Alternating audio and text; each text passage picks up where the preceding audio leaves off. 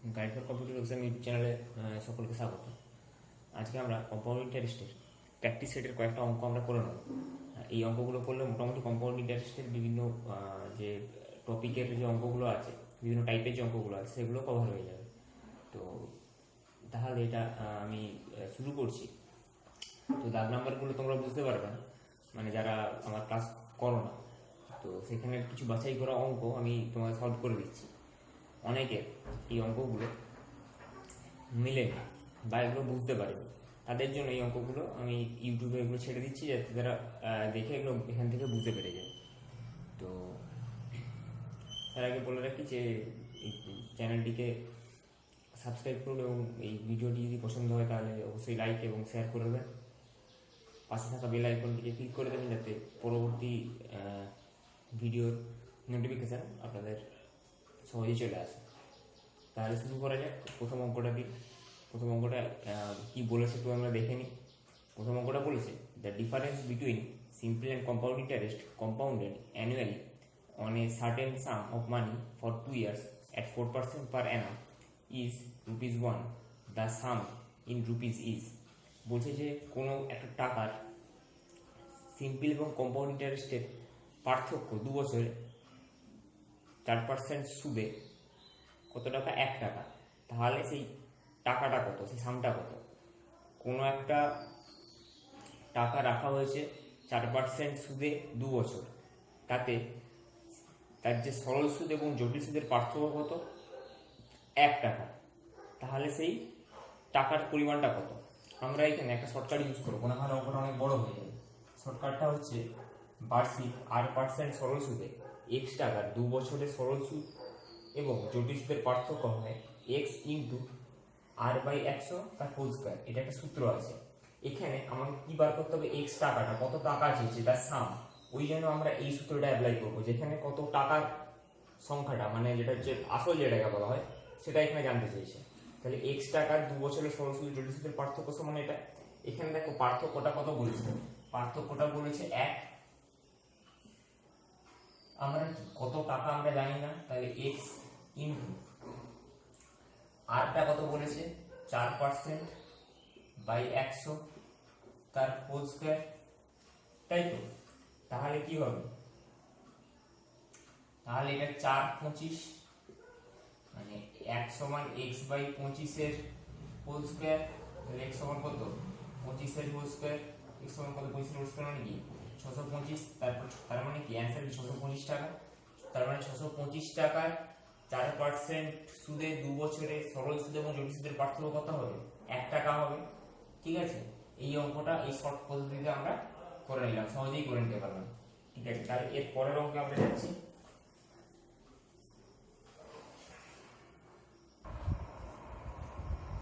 আচ্ছা, সেকেন্ড অঙ্ক কি বলেছে? 7 নম্বর দাগের অঙ্ক বলেছে at a certain rate per annum the simple interest on a sum of money for 1 year is ₹260। মানে বলছে যে কোনো একটা টাকা রাখা হয়েছে, যেটার রেটটা বলে দেওয়া নেই, কিন্তু তার 1 বছরের সরল সুদ হচ্ছে 260 টাকা। And the compound interest on the same some for 2 years is ₹540.80। বলছে এবং সেই টাকাটাই তার হচ্ছে যে 2 বছরের কম্পাউন্ড ইন্টারেস্ট, মানে জটিল সুদটা হচ্ছে কত? 540.80 টাকা। দ্য রেট অফ ইন্টারেস্ট পার অ্যানাম। তাহলে সেই সুদের হারটা কত? বলছে একটা টাকার নির্দিষ্ট সুদের হারে রাখা হয়েছে, যার 1 বছরের সরল সুদ হচ্ছে 260 টাকা এবং সেই টাকায় 2 বছরের জটিল সুদ হচ্ছে 540.80 টাকা। তাহলে সেটা কত? তাহলে সেই সুদের হারটা কত? কত সুদের হারে সেটা রাখা হয়েছে। তা আমরা এখানে দেখে নেবো যে 1 বছরের সরল সুদ বলছে 260 টাকা, তাহলে 2 বছরের সরল সুদ কত হবে? অ্যান্সার এখানে আমরা করছি 2 বছরের সরল সুদ কত হবে?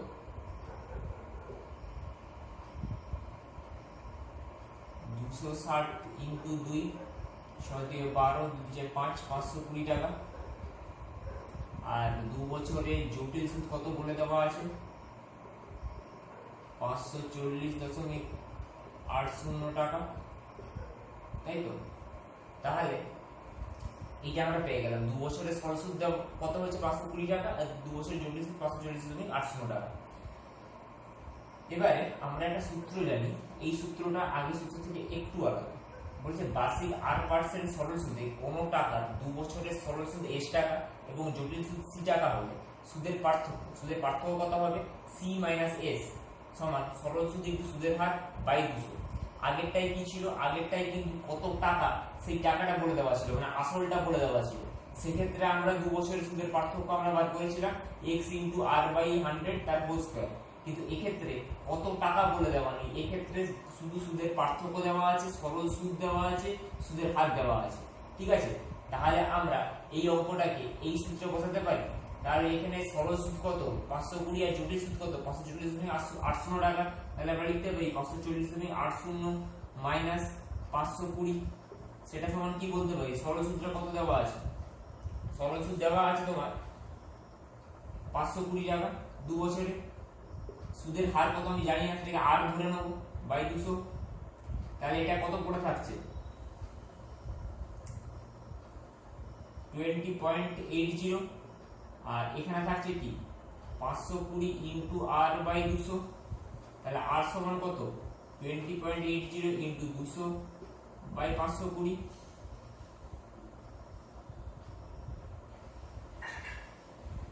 এবারে এটা যদি কাটাকাটি করা হয়,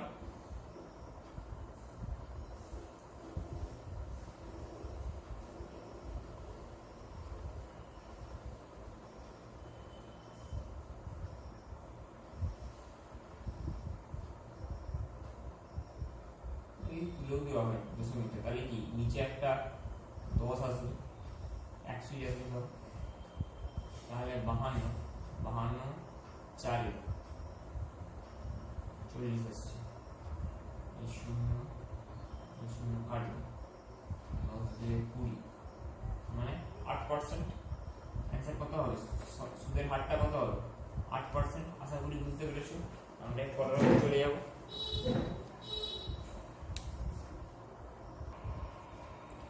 এরপর নম্বরে কি বলছে দেখো, if the difference between the compound interest and simple interest on a sum at 5% rate of interest per annum for 3 years is rupees 36.60, then the sum is।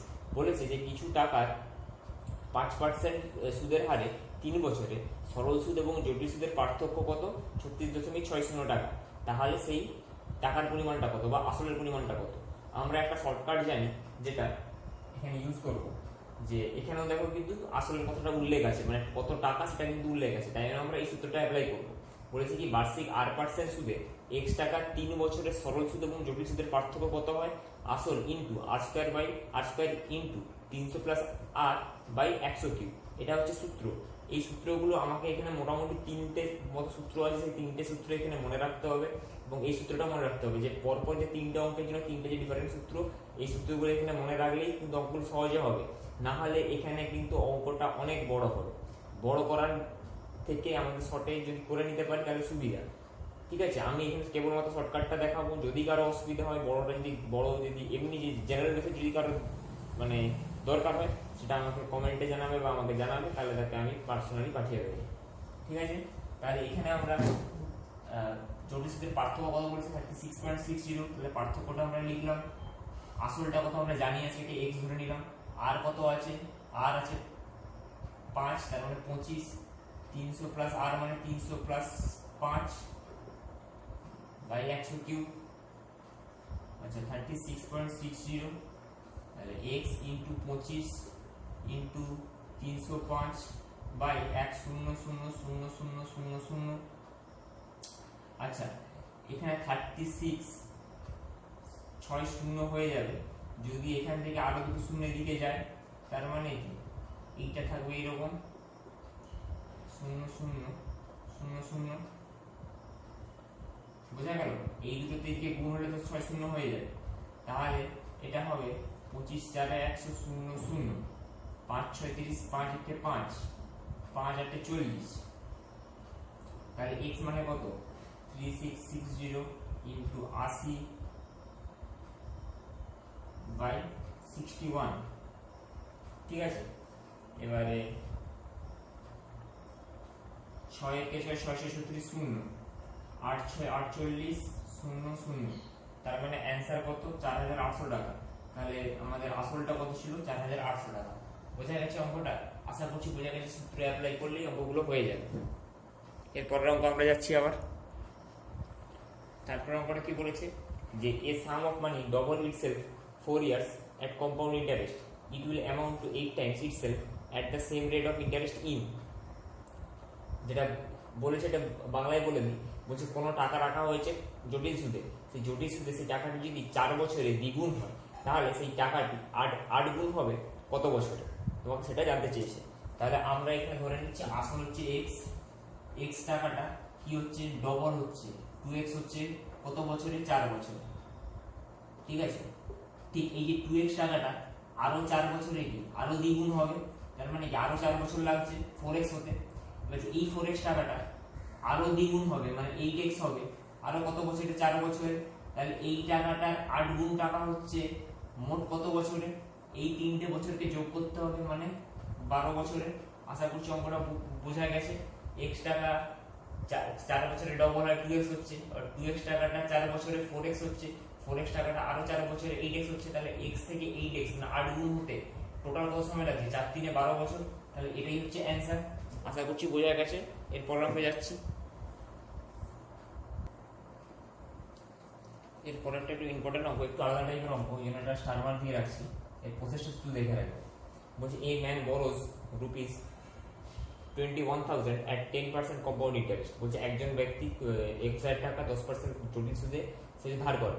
How much he has to pay equally at the end of each year.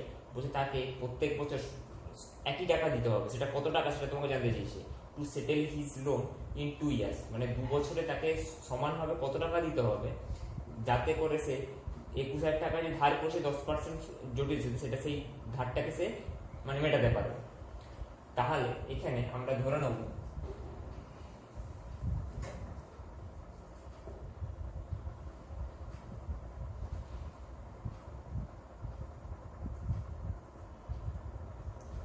he has to pay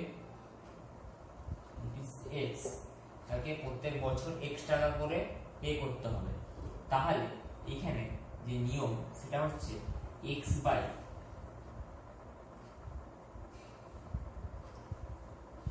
এক plus 100 plus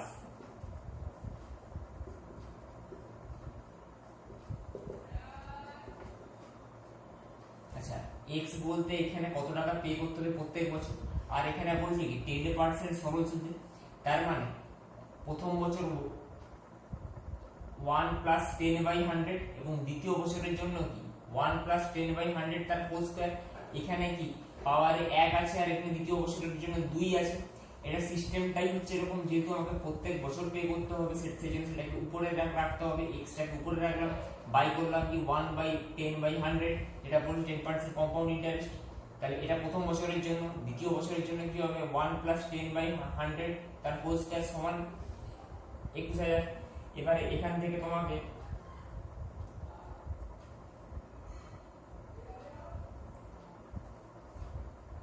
এগারো by 10 আর এটা হবে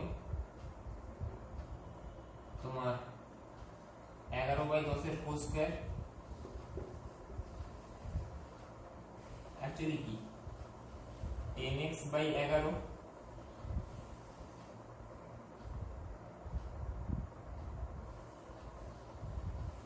আর এটা হবে 100x/121 2x 0 0 0, ঠিক আছে। তাহলে এটা 121 সমান 11 11 11 121, তার মানে কি এইটা হবে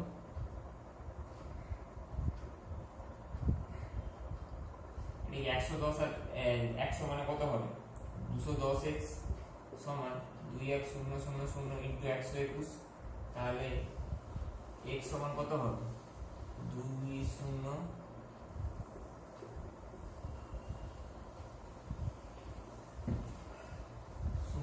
শূন্য কাটলো 21 একে 21 0 0 121 0 0 টাকা, মানে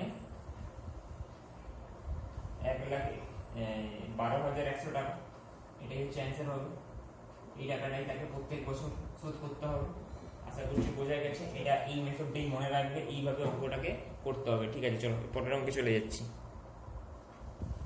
হ্যাঁ, পরের অঙ্কে যাচ্ছি না, ভিডিওটা এখানেই শেষ করছি, কারণ ভিডিওটা না হলে অনেক লম্বা হয়ে যাবে। এর পরের যে পার্টে করবো, এর পরের পার্টের অঙ্কগুলোর মধ্যে সেই অঙ্কগুলো করে দেবো। আর একটা পার্টি অঙ্কগুলো সব অঙ্কগুলো শেষ করে দেবো, কম্পাউন্ড ইন্টারেস্টের যে অঙ্কগুলো আছে। তাহলে বলে রাখি যে যদি ভিডিওটি ভালো লেগে থাকে তাহলে অবশ্যই লাইক এবং শেয়ার করে দিও, সাথে সাথে চ্যানেলটিকে সাবস্ক্রাইব করো এবং পাশে থাকা বেল আইকনটিকে ক্লিক করে দিও, যাতে তোমরা পরবর্তী ভিডিও নোটিফিকেশান সহজেই পেয়ে যাও। আর যদি কোনো অসুবিধা হয় অবশ্যই জিজ্ঞেস করবে এবং সেটা আমি বলেও দেবো। ঠিক আছে, কমেন্টে কমেন্ট করবে বা পার্সোনালি যদি জিজ্ঞেস করো, সেখানে আমি তোমাদেরকে সলভ করে দেবো। ঠিক আছে, ধন্যবাদ।